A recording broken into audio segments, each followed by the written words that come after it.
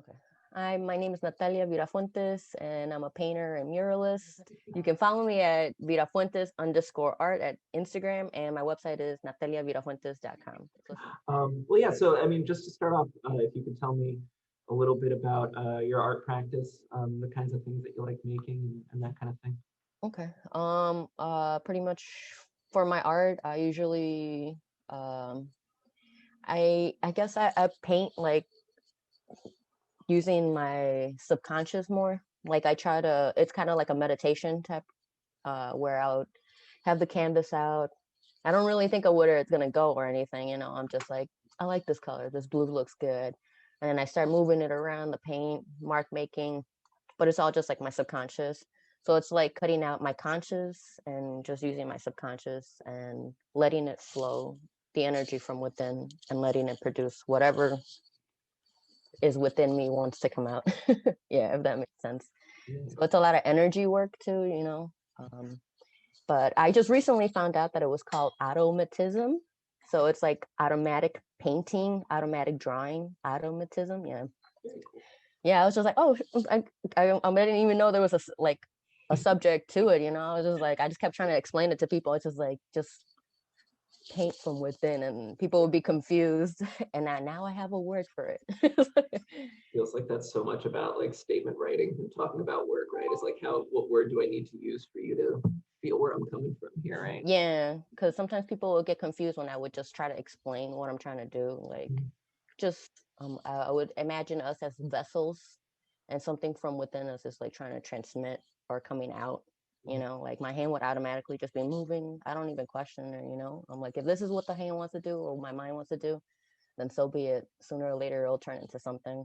And then that's how I started doing like the faces and the portraits. So it's a lot of like energy. I have one like in the back over there, Mhm. but uh, yeah, that's mostly what my work is. And I've been switching. I've always done drawing and painting since like I was a child. So I took like after school classes. Like in my elementary school, they didn't have great art classes. So I would take classes after school. I did Marwin, Gallery 37, you know. Sure, sure. So I was all like all over the place. And then that made me explore so many mediums. You know, at Marwin, I could do digital painting. So before I did like, when I was in elementary school, it was a lot of black and white and realism. I'm like, it has to look the same. It has to look the same. Went into high school and then started painting, and I was like, wow, painting can do anything. Even if I mess it up, I can cover it up. It doesn't even matter. Like, no things to worry, nothing to worry about. With pencil, it's just like that mark's there. I won't be able to erase it properly, or maybe if I did it like very lightly, maybe, but if it's really hard, I can't.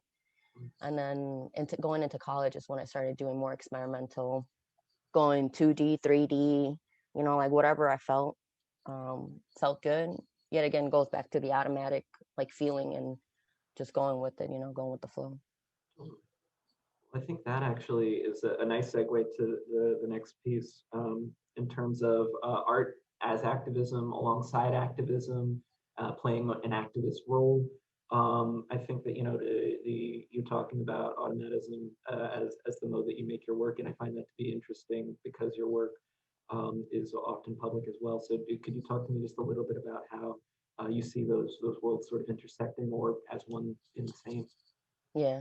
Um, before this year, I really didn't do too much activism. I would document it maybe in my sketchbooks or but I wouldn't do big statement pieces until like with everything that was happening. I'm like, man, I gotta go out there too. I have to do something, you know, I have to put a message out there and just like bring out a different energy to the people or make them be more aware of themselves and their surroundings and what's happening. Yeah.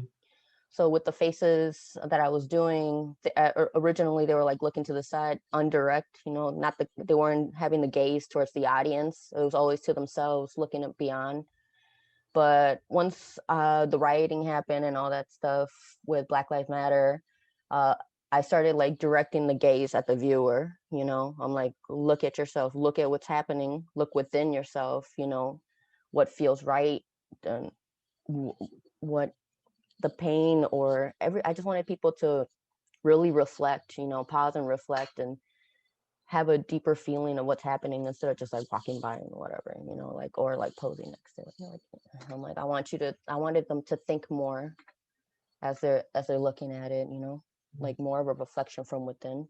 And I wanted to do that with the protesting and everything, just because it does go hand in hand, just because it is all about the energy and you want to show like a positivity too, but at the same time, capture what's really happening out there. You don't want just happiness. I'm like, sometimes we could do more realistic things, or even if it is kind of sad, but that's the reality of things. I did a mural by 76 and Ashland, and it was a mental health mural. Me and like three other friends pretty much like came together, and we were originally going to do something nice, but then we're like, mental health, it can get very dark, so we did like a super dark kind of scary side to another calmer, more relaxing, but then try to blend them in the middle where it was like chaotic yet beautiful.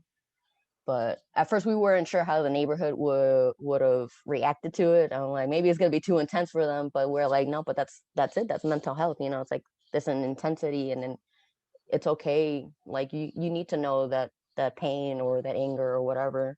It's okay to bring it out and maybe use therapy or different types of ways to relax or to help yourself.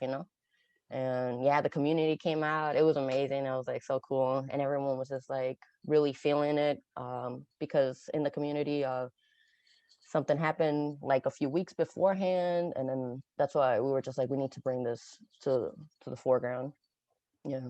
So like for sure, it's just because I know all the artists that are going out there, doing all the murals, they all feel like they need to say something. They need to be expressing themselves how they feel, or trying to unify people. A lot of people want love and peace. And yeah, and that's why I love artists and like the art. We're just like, chaos is happening. We're just like, let us make this better. Let me at least make you smile a little bit in this chaos. Yeah. Lovely, yeah. Well, and that's also a really like a perfect segue to if you could talk a little bit about Urban Art Restart and your relationship to them and their relationship to the show, or really just the work that they're into. Okay. Urban Art Restart. I started with them. They reached out to me because they were doing boards um, by Edgewater, and Lauren was the one that was talking to me the most and communicating with me. Uh, and they just seemed cool. And I was like, why not? I want to work with these guys. They seem chill, and they want to do a lot in different neighborhoods too. So it wasn't really concentrated in the middle of Chicago. They wanted to spread out a little bit more to the edges and all that stuff too. Yeah. And I enjoyed working with them. So they kept hooking me up with other things like the Mosaic school. I was just like, oh, sure. I didn't even know about it. And they're like, yeah, we're going to take it and we're going to do it over here. And I'm like, okay, cool. Like, as long as you have it, I know it's safe. Keep displaying it. People have to feel that energy too. Mhm. But yeah, they've been great. And I think they've just been trying to like help the artists too and the neighborhoods and the businesses Mhm. a little bit more and just kind of beautifying the spaces. And because, yeah, man, when we were in Edgewater, it was all nice. And then all of a sudden, like this little old lady, she's like, I'm tired of all this Black Lives Matters and all that stuff. And then we had like a full conversation and I was trying to get her to calm down. Like, we have to at least acknowledge that they're suffering and then we can care for more. Like, but if you can't acknowledge this, how can we say we care for the rest? Totally, yeah, Yeah, but it started conversations, and that's why I thought she was gonna be like, "Oh, this is so pretty," but she was like, "No, I'm tired of this," and I'm like, "Oh, that's a different reaction that I thought." But hey, that's what you felt. That's cool. Like let's discuss it and see maybe we can find an understanding. But yeah, That's an interesting way to be engaging with the community, though. That's like a yeah, very, yeah, no, that's like, exactly, because it really gets a lot of people's reactions. It was the same thing when we were by like Avondale. okay. People kept saying that they were tired of it too. Like I was just surprised. I just kept getting surprised. I was like, but it's nothing harsh or it's just like about bringing people like the community together, and people are just, I don't know. There was a lot of anger. That's why I'm like also putting the artwork out there. At least give them something to look at. Maybe make them happier, or maybe at least Yeah, think about it. Instead of just like just being angry all about it. Just like, totally, yeah, yeah. yeah. Um, Excellent. Well, and so that, yeah, so why don't you, if you could talk to me a little bit about the piece that you have in the Mosaic School, yeah. Okay. That one, it says amor en paz, so love and peace, pretty much. I wanted to include more text because of the whole. A lot of people kept questioning, like, so what is this meaning? What does this painting mean? What does this do?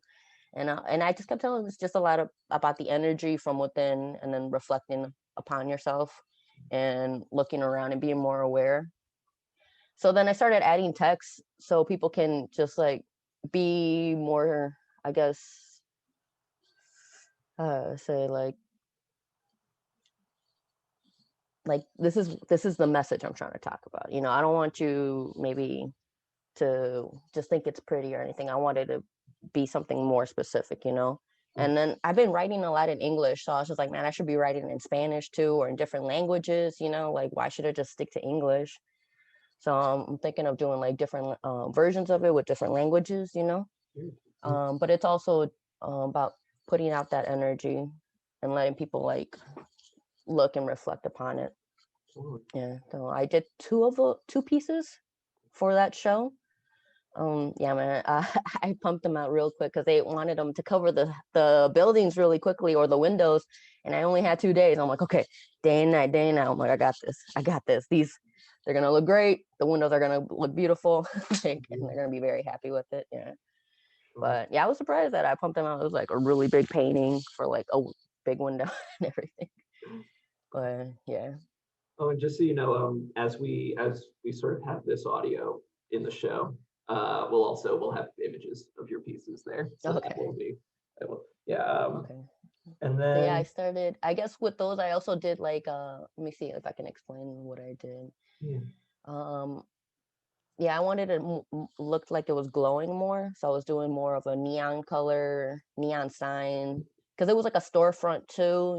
So I was just kind of like trying to really, well, not a storefront. It's a theater, but I was thinking more of a like a signs, like something that'll catch their eyes much quicker. You right. know, the contrast to the black, the colors just popped even more. Very cool. Yeah. Um, well, and then just have you gotten to see anything else in the gallery show yet, or have you only seen your pieces so far? Yes, I saw one, which was the biggest one that I saw was the one with, I think it was like the Ku Klux Klan and the Spider-Man, and he's like lifting his mask or something like that. Okay. Yeah. Yeah, and I think it had like the American flag in the back. I just thought I was like, damn, that they're straight up like, this is that. They're not leaving any room for questioning or like wondering, like, what does this mean? Like they're like, yeah, Ku Klux Klan and then Black Spider-Man, yeah, being uncovered and all that stuff. I was like, yeah, I really like that piece. I'm not sure who the artist was. I can't remember right now. Yeah. Oh, Yeah. and when we have you talking about that too, we'll put that piece up as well. Okay, cool, cool, Um, cool. yeah, this has been awesome. Thank you so much. Yeah. No, cool, man. It was nice talking to you. Thank Yeah. you.